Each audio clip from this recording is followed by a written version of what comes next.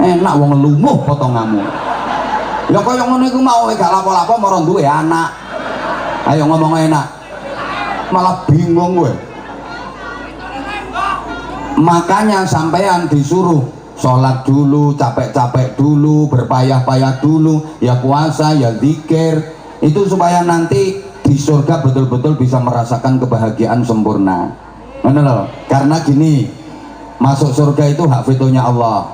Tapi kenikmatan yang didapat itu adalah hasil dari amal waktu di dunia. Titenono ya Mas, menawa sampeyan sido saya Jawa Timur terkenal kasar bahasane, lali tekan kene kok cangkem-cangkem. Aku lupa. Kalau orang sini kan alus-alus, orang sini nggak ada yang bilang cangkem, adanya cocot. Jadi pertama hidup harus lo yo lali. Wong Dharma Seraya ki ayu-ayu tapi kok on yo.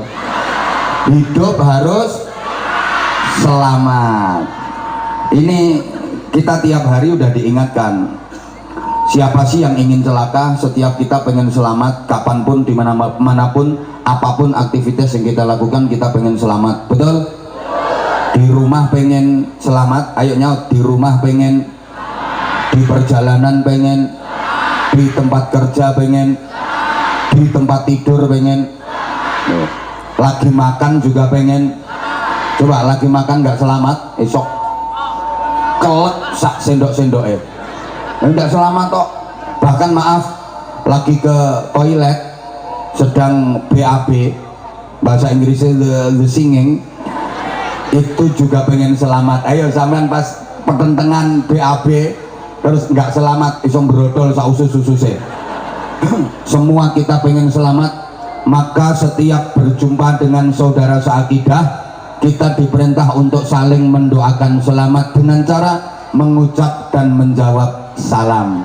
Pokok ketemu assalamualaikum, yang nggak jawab berarti nggak pengen selamat. Assalamualaikum. Ini saya mendoakan Anda semua agar selamat, Anda semua juga mendoakan saya agar selamat. Karena setiap kita pengen selamat. Alhamdulillah, ucapan selamat yang merupakan doa itu menjadi budaya masyarakat kita. Masyarakat kita itu punya budaya kasih ucapan selamat kalau berjumpa. Itu keren banget.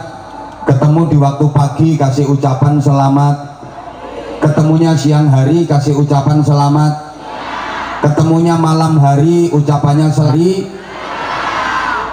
Jawab. Lagi ulang tahun kasih ucapan selamat ulang. Ada yang bepergian loh kasih ucapan selamat jalan. Ketemu selamat jumpa. Pisahan aja selamat tinggal. Jawab sayang. Pergantian tahun ada ucapan selamat tahun. Sing banter kali jawab baru kok. Pergantian tahun kasih ucapan selamat tahun. Ada yang nikah kasih ucapan selamat menempuh hidup. Ada yang sunatan kasih ucapan selamat menikmati bentuk.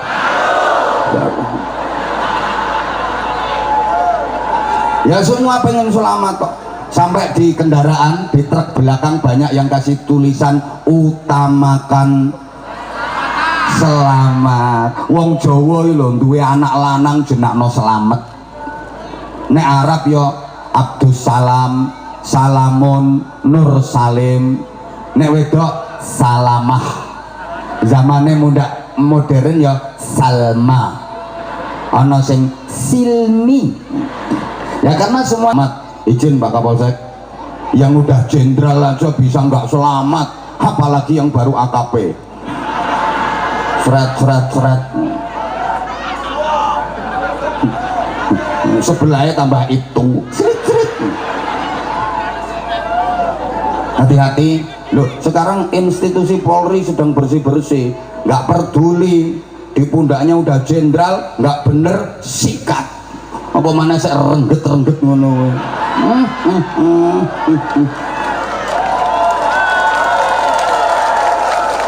Perhatian bagi yang suka malak sikat kok. Bolo kui pundake bintang-bintang, mereka nggak mungkin berani geser sama aku. Izin komandan. Halo, loh, ini saya pengen menciptakan bahwa ternyata polisi itu dekat dengan kita, dekat dengan rakyat. Polisi bukan sosok yang menakutkan lagi. Dulu orang kalau lihat polisi kan takut. Gak terima takut, siapa ngomong mangkel no. Potonganmu melanggar terus kok. Ngono lho.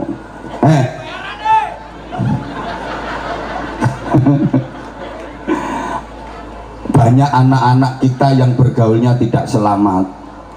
Yang laki-laki terlibat narkoba, ngeslot, judi online yang sekarang lagi marak.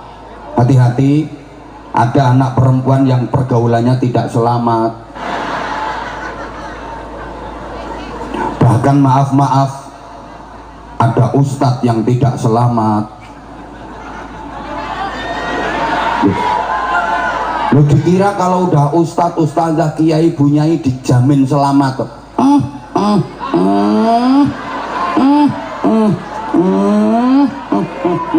Nek wis dicelok kiai terus jaminan surga.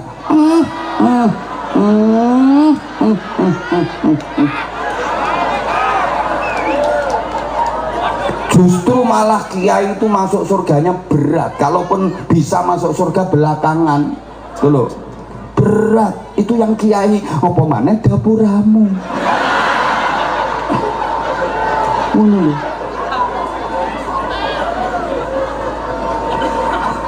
Lah supaya selamat kita harus ikhtiar. Woi, gak dirungokno loh.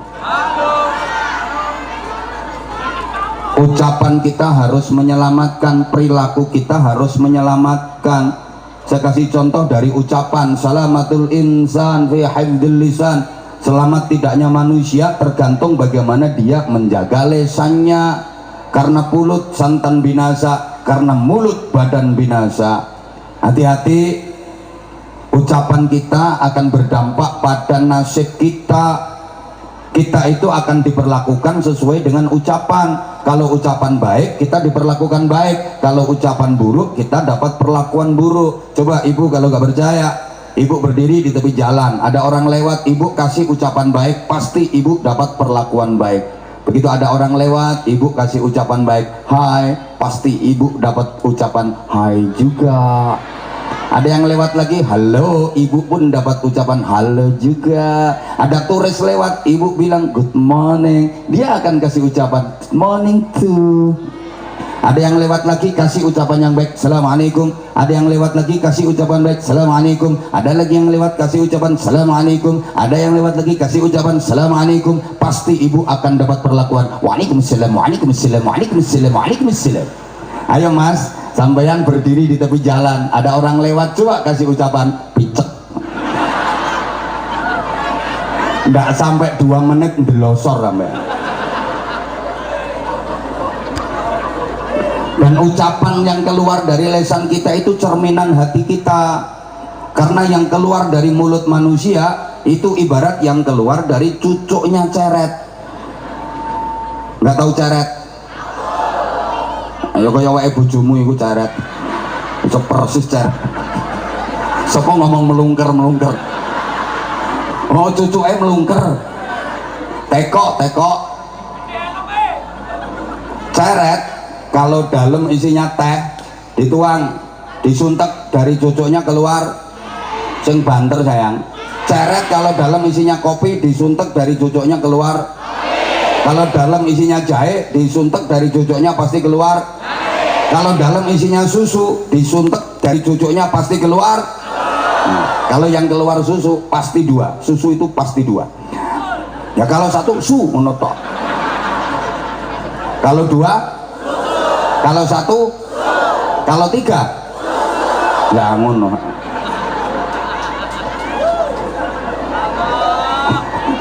Ya iya oleh siji lah su ngono tok.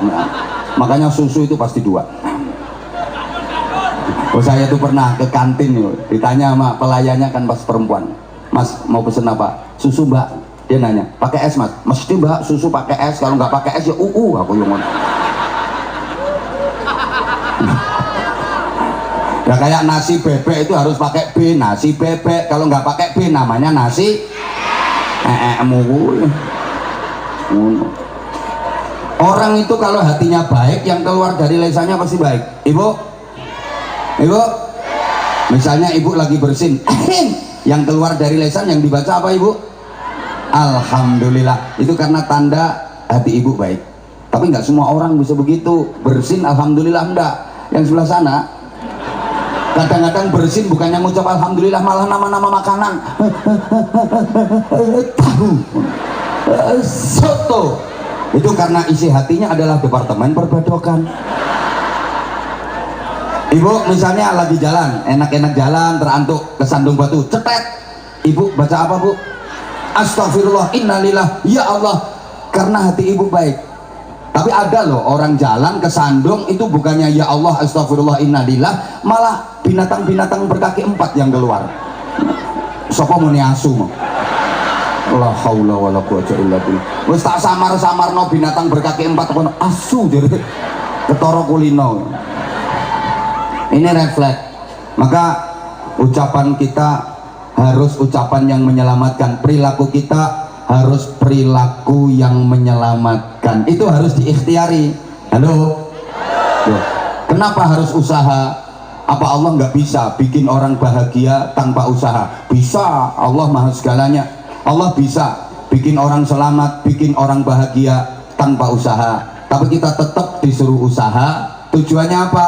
Agar nikmat kita makin sempurna, agar bahagia kita makin sempurna. Usaha itu menyempurnakan kebahagiaan. Para jamaah, manusia itu punya kecenderungan suka menikmati hasil karyanya sendiri daripada karya orang lain.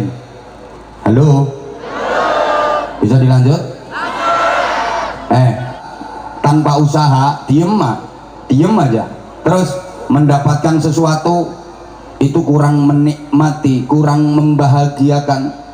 Jauh lebih membahagiakan kalau kerja keras dulu, polah dhisik, petentengan dhisik, baru ngerasa non nikmat. Gitu loh. Aku tahu kok maksudnya orang Dharma Seraya itu udah nggak usah kerja, diem tapi jadi orang kaya. Bangun tidur bawah bantal tumpuan duit, karepmu lak ngono toh. Misale keturutan ngono, gak enak, gak bahagia. Loh ngono kuwi potongane wong gak paham yang ngono kuwi enak bah. Gak enak. Enak itu kalau sampean kerja keras, peras keringat, banting tulang, pertentangan, polahe gak karuan, dapat duit. Masya Allah nikmat. Kayak ibu misalnya ya, nggak ngapa-ngapain, diem duduk kayak gitu, tiba-tiba di depan ibu ada makanan, dimakan, ya mungkin enak tapi nggak seberapa. Jauh lebih enak, lebih nikmat kalau makanan itu hasil karya ibu sendiri. Mulai nyari duit yang susah, begitu dapat duit dibeliin bumbunya, bahan-bahannya, terus dibikin kue, begitu mateng disantap, Masya Allah. Paham? Saya gak percaya. Ayo bapak, saman seneng di gatek lapo-lapo langsung duwe anak, ambek lapo-lapo dhisik lagi duwe anak. Ayo pilih ndi? Ya pilih lapo-lapo sik, wong sing enak ku lapo-lapo nih. Ya lapo-lapo dhisik nanti balen-baleni nek lapo-lapo. Ya pertentangan perengkosan baru duwe anak. Mun sampeyan lho gak lapo-lapo meneng ya moro-moro duwe anak. Gak nikmat ngono ku bingung sampean. Halo? Aku loh gak usah lapo-lapo, begitu totok kene moro karo panitia digawe duit pirang-pirang amplop kuwantul, digawe berkatan api-api, bingung aku, gak enak ngono ku. Makane yo pertentangan ceramah dhisik. Gak usah keplok ra urun ngono. Makanya ini nanti minta kesadarannya panjenengan semua, keikhlasannya panjenengan semua untuk berinfak nanti kalau udah waktunya. Hah? Oh, wong pelit yang ngono kuwi. Maaf panitia ya, ternyata infaknya sudah tadi. Lah tadi saya dibisiki kok, Abah, nanti di tengah-tengah ceramah tolong ada departemen pengemisan. Enak wong lumuh potonganmu. Ya kaya ngono iku mau gak lapo-lapo mara duwe anak. Ayo ngomong enak. Malah bingung gue. Makanya sampean disuruh sholat dulu, capek-capek dulu, berpayah-payah dulu, ya puasa, ya zikir. Itu supaya nanti di surga betul-betul bisa merasakan kebahagiaan sempurna. Mana loh? Karena gini, masuk surga itu hak vetonya Allah. Tapi kenikmatan yang didapat itu adalah hasil dari amal waktu di dunia. Titenono ya, Mas. Menawa sampeyan sok sida mlebu swarga. Soalnya potonganmu kaya ora sida ya. Positif apa? Wisok kenikmatan yang sampeyan dapat itu ya hasilnya amal sampeyan, gitu loh. Cuma amal itu bukan penyebab masuk surga. Penyebab masuk surga rahmat Allah, kasih sayangnya Allah. Itu hak prerogatifnya Allah. Siapa yang masuk surga, siapa yang masuk neraka, Allah yang menentukan. Misalnya Abah Anza masuk surga, terus cah kocomotoan rengkuin neraka, itu urusannya Gusti Allah. Contoh, tapi kan pantesnya ngono.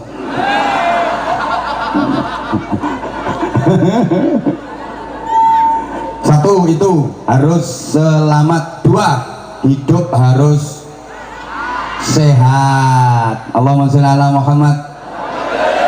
Makanya kalau ketemu setelah saling sapa, uluk salam, assalamualaikum, waalaikumsalam, yang ditanya pasti kabar tentang kesehatan. Gimana kabarnya? Sehat? Pasti gitu.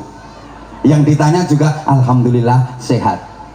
Saya belum pernah dengar ada orang ketemu, assalamualaikum, waalaikumsalam, gimana kabarnya? Kering. Nggak ada. Pasti sehat. Yang ditanya walaupun dia lagi sakit, alhamdulillah sehat, padahal raine lo tempelan koyok 4 alhamdulillah sehat. Nggak ono wong ditakoni piye kabarnya Mbak, sehat? Sehat apa? Bar mencret ping 7. Nggak ada. Walaupun dia habis mencret 7 kali, ketika ditanya jawabannya tetap alhamdulillah. Karena kita semua pengen sehat. Siapa sih yang pengen sakit? Nggak ada. Sekuat apapun iman, kalau nggak sehat ibadah nggak bisa sempurna. Betul? Karena nggak sehat, sholat nggak bisa sempurna, nggak bisa sambil berdiri. Ramadan nggak kuat puasa, banyak duit nggak bisa umroh, nggak bisa pergi haji, karena nggak sehat. Penting sehat itu. Bapak Mas, misalnya Anda punya istri, sampean duwe bojo, mau cantik banget, tapi sakit-sakitan, gak enak Pak. Dikeloni nang kumat mengine, besok ngik. Apa maneh turune ngorok. Kowe ngeloni bojomu padha karo ngeloni traktor kae. Nikro. Sama ibu, misalnya ibu punya suami ganteng, tampan, tinggi besar, sugih duitnya akeh, tapi bojomu loro-loronen. Ayo diobat abitno nah meneng ae. Bingung sampean, iki urip apa mati wong iki. Dioncat-ancitno kok babar pisan ora ono sing ngungkil-ungkil.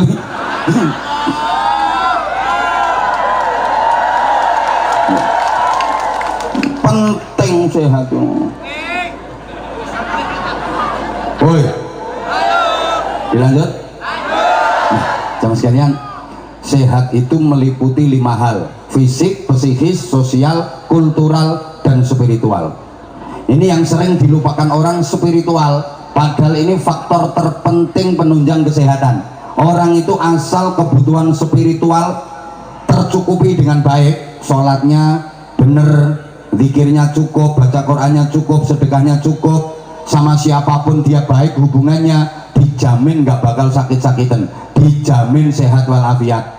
Ibu bapak yang saya hormati rahimakumullah, orang menderita sakit apapun, selama hatinya nggak diobati dulu, nggak disembuhkan dulu, nggak bakal bisa sembuh penyakitnya. Mas, tolong yang bawa poster itu diambil Mas. Sampean ngeling-ngelingi aku foto welek sakwisano. Aku dari tadi tuh ngempet aslinya. Aku tahu kamu sengaja ngingetin aku waktu aku masih koyo wong cacingan ya loh. Itu gayanya dia, aku ngefans sama Abah itu mulai zaman Abah masih jemburis karena pengen ngono. Tapi yo foto ngono ku yo ngisin-ngisini wong. Ngono tuh. Jujur, aku itu kalau ngelihat fotoku sendiri, ceramahku sendiri pas tahun-tahun 2007, 2008, kudu nangis aku.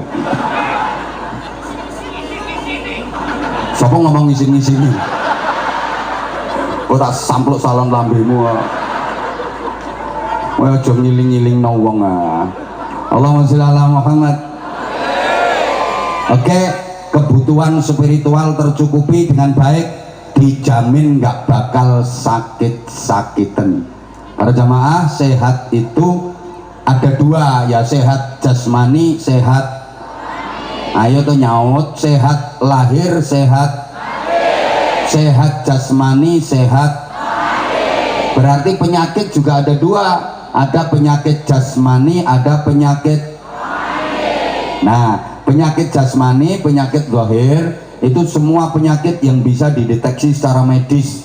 Apapun nama penyakitnya yang bisa dideteksi secara medis itu namanya penyakit jasmani, penyakit zahir. Panu, kadas, kurap, koreng, rangen, cantengan, kutilen, bubulen, pelentingen, udunen, gondongan, cureken, pokoknya sing an-an gue ya, termasuk jantung, liver, ginjal, wabah nih penyakit zahir. Pegelinu, encok, rematik, asam aurat, kolesterol, gulu kaku, angop ora iso balik, itu penyakit jasmani. Lah kalau penyakit rohani itu penyakit batin, takabur, riya, ujub, sum'ah, hasud, bakhil, itu penyakit rohani. Yang bikin orang masuk neraka itu penyakit rohani. Nggak ada orang disiksa di neraka gara-gara penyakit jasmani. Ketemu, mas, kok dilebokno neraka, didugangi malaikat, dipukuli sama malaikat, disiksa kayak gitu kan bener nyebabno mlebu neraka. Yang menyebabkan masuk neraka itu penyakit rohani dan penyembuhannya susah. Kenapa? Yang sakit nggak ngerasa. Itu penyakit rohani. Sing kemeng tangga-tanggane. Kalau penyakit jasmani mudah penyembuhannya, karena yang penyakitan ngerasa sakit, dia nggak betah, nggak kuat sakitnya, mau berobat. Tangga-tanggane nggak apa-apa, tangga-tanggane nggak ngerasa no. Misalnya ana wong udunen gede no moler sak terong, iki sing udune teng teng teng, tanggane yang guyu kok, mas kok muda dawa ngono mas. Kapan-kapan nek panen aku kabari mas yo, kae wangi melotot. Makanya pengobatannya gampang, yang sakit nggak betah, nggak kuat, mau berobat. Beda dengan penyakit rohani, ini yang penyakitan nggak ngerasa sakit, yang sakit, yang kemeng masyarakat. Misalnya di sini ada pencuri, maling, saiki nganggo kacamata ireng lho wonge.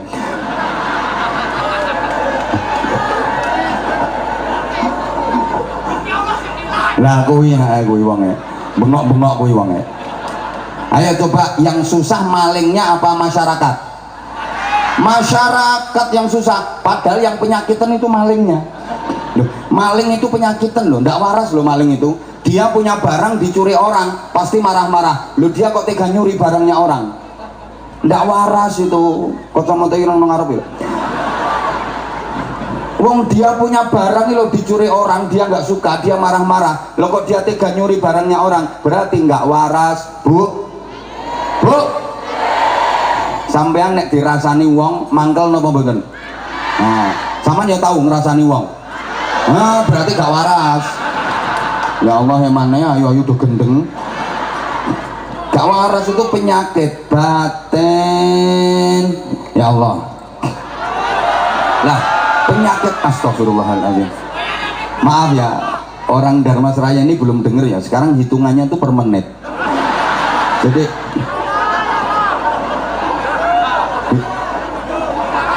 lah kalau minta tambahan waktu berarti lembur.